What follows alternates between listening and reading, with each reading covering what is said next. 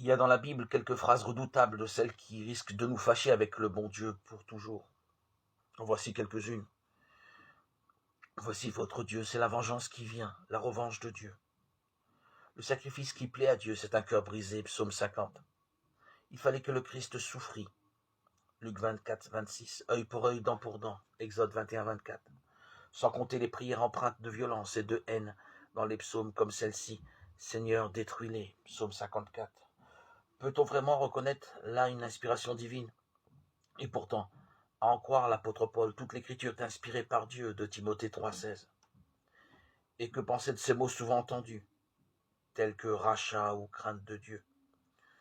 Nous ne savons pas trop bien articuler tout cela avec la conviction pourtant bien ancrée que Dieu est amour, comme saint Jean se plaît à le répéter.